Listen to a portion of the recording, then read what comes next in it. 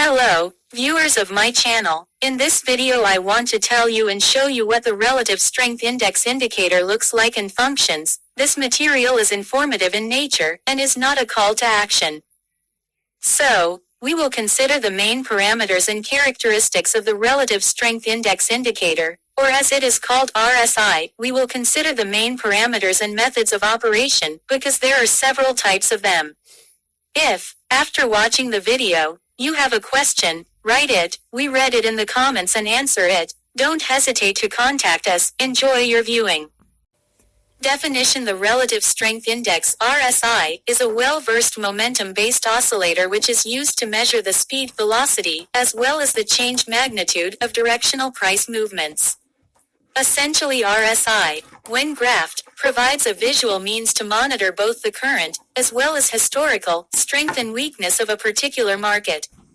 The strength or weakness is based on closing prices over the duration of a specified trading period, creating a reliable metric of price and momentum changes. Given the popularity of cash-settled instruments, stock indexes, and leveraged financial products, the entire field of derivatives RSI has proven to be a viable indicator of price movements.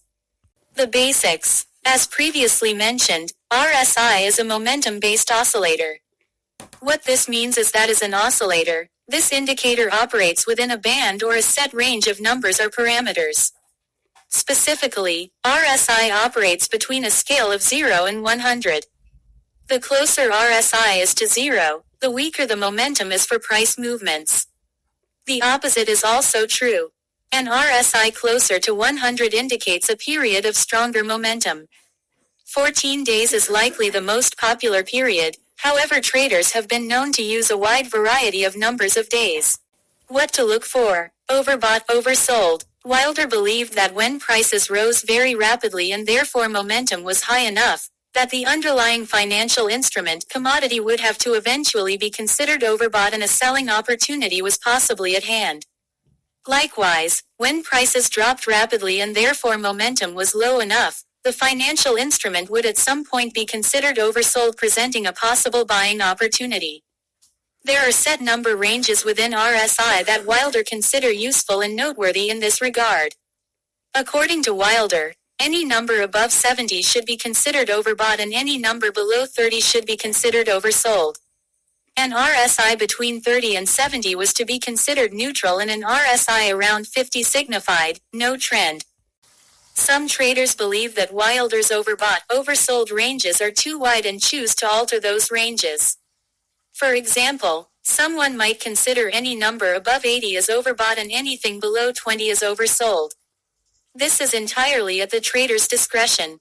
Divergence. RSI divergence occurs when there is a difference between what the price action is indicating and what RSI is indicating. These differences can be interpreted as an impending reversal. Specifically, there are two types of divergences, bearish and bullish. Bullish RSI divergence, when price makes a new low but RSI makes a higher low. Bearish RSI divergence, when price makes a new high but RSI makes a lower high. Wilder believed that bearish divergence creates a selling opportunity while bullish divergence creates a buying opportunity. Failure swings. Failure swings are another occurrence which Wilder believed increased the likelihood of a price reversal. One thing to keep in mind about failure swings is that they are completely independent of price and rely solely on RSI. Failure swings consist of 4 steps and are considered to be either bullish buying opportunity or bearish selling opportunity. Bullish failure swing. RSI drops below 30, considered oversold. RSI bounces back above 30. RSI pulls back but remains above 30, remains above oversold. RSI breaks out above its previous high. Bearish failure swing. RSI rises above 70, considered overbought. RSI drops back below 70. RSI rises slightly but remains below 70, remains below overbought. RSI drops lower than its previous low. Cardwell's trend confirmations. Of course, no one indicator is a magic bullet and almost nothing can be taken simply at face value. Andrew Cardwell, who was mentioned earlier, was one of those students who took Wilder's RSI interpretations and built upon them. Cardwell's work with RSI led to RSI being a great tool not just for anticipating reversals but also for confirming trends. Uptrends, downtrends. Cardwell made keen observations while studying Wilder's ideas of divergence. Cardwell believed that bullish divergence only occurs in a bearish trend. Bearish divergence only occurs in an bullish trend. Both bullish and bearish divergence usually cause a brief price correction and not an actual trend reversal. What this means is that essentially divergence should be used as a way to confirm trends and not necessarily anticipate reversals. Reversals. Cardwell also discovered what are referred to as positive and negative reversals. Positive and negative reversals are basically the opposite of divergence. Positive reversal occurs when price makes a higher low while RSI makes a lower low. Price proceeds to rise. Positive reversals only occur in bullish trends. Negative reversal occurs when price makes a lower high while RSI makes a higher high. Price proceeds to fall. Negative reversals only occur in bearish trends. Positive and negative reversals can be boiled down to cases where price outperformed momentum. And because positive and negative reversals only occur in their specified trends, they can be used as yet another tool for trend confirmation.